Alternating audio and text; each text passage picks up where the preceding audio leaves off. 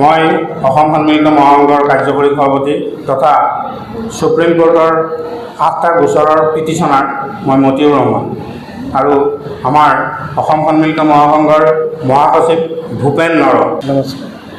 ভাৰতীয় ন্যায় ব্যৱস্থা পংগু হৈ পৰিছে নেকি? ন্যায়ৰ বিলম্বতাই ন্যায় অস্বীকাৰ কৰি আছে বুলিয়েই প্ৰতিপন্ন হৈছে।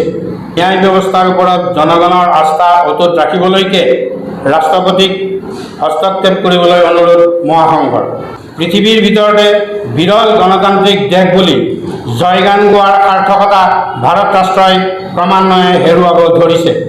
ভাৰতৰ সুপ্ৰিম কোৰ্টত বহু গুৰুত্বপূৰ্ণ গোচৰ বিনা বিচাৰে দীৰ্ঘকাল ধৰি পৰি আছে তথা অতি কৌশলেৰে গুৰুত্বপূৰ্ণ গোচৰবোৰৰ শুনানি দীঘলীয়া কৰি আছে। সাধাৰণ জনতাই বিভিন্ন ক্ষেত্ৰত বিফল হৈ শেষত আদালতৰ পৰা ন্যায় পাব বুলি ভৰসা কৰি থকা পৰিৱেশ দেশত ক্ৰমান্বয়ে নোহোৱা হৈ যাব ধৰিছে। ব্যাপক ৰূপত এনে হ'ব লাগিলে দেশৰ শাসন ব্যৱস্থা নিয়ন্ত্ৰণৰ বাহিৰলৈ যাব আৰু দেশত অৰাজক পৰিস্থিতিৰ সৃষ্টি হ'ব।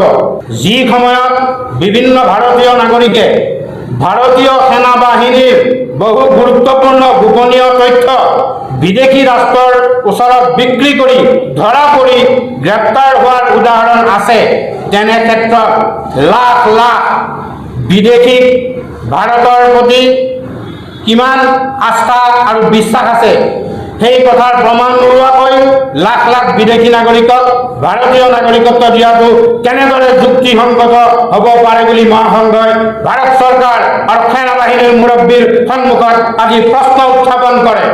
যি সময়ত বিভিন্ন ভাৰতীয় নাগৰিকে ভাৰতীয় সেনা বাহিনীৰ বহু গুৰুত্বপূৰ্ণ গোপনীয় তথ্য বিদেশী ৰাষ্ট্ৰৰ ওচৰত বিক্ৰী কৰি ধৰা পৰি গ্ৰেপ্তাৰ হোৱাৰ উদাহৰণ আছে, তেনে ক্ষেত্ৰত এই লাখ লাখ বিদেশীৰ ভাৰতৰ প্ৰতি কিমান আস্থা আৰু কিমান বিশ্বাস আছে সেই কথাৰ প্ৰমাণ নোলোৱাকৈ লাখ লাখ বিদেশী নাগৰিকক ভাৰতীয় নাগৰিকত্ব দিয়াটো কেনেদৰে যুক্তিসংগত হ'ব পাৰে বুলি মহাসংঘই ভাৰত চৰকাৰ আৰু সেনা বাহিনীৰ মুৰব্বীৰ সন্মুখত আজি প্ৰশ্ন উত্থাপন কৰে।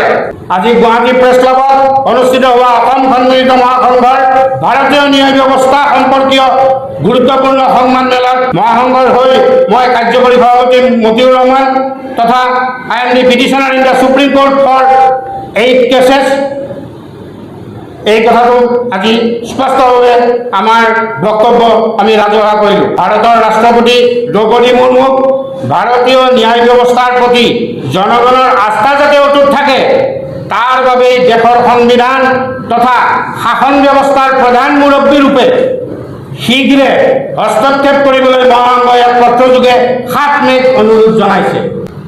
নাগৰিকত্ব সংশোধনী আইন চমুকৈ কাৰ শুনানি 6 বছৰ ধৰি লেহেমীয়া কৰি থকা কাৰ্যৰ কথা উল্লেখ কৰি অতি শীঘ্ৰে হস্তক্ষেপ কৰিবলৈ মহাসংঘই ৰাষ্ট্ৰপতিক অনুৰোধ জনাইছে।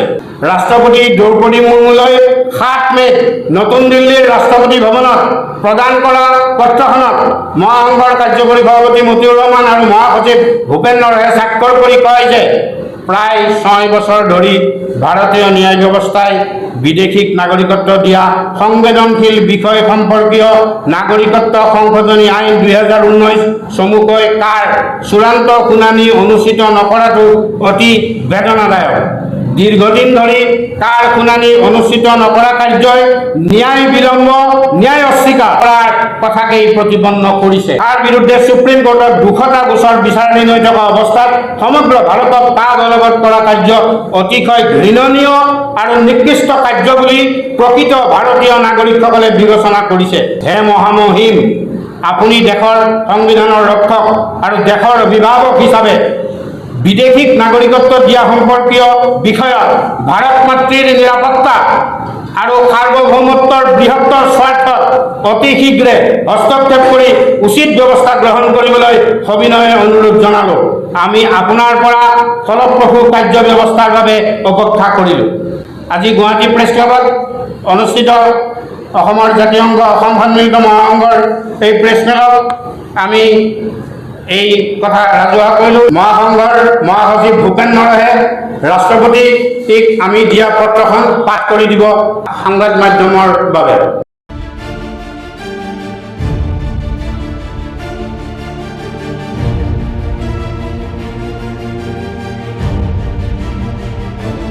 media friends, Her Excellency President of India, Rashtrapati Bhavan, New Delhi on 7/5/2026. To Her Excellency Draupadi Murmu, President, Republic of India, Rashtrapati Bhavan, New Delhi.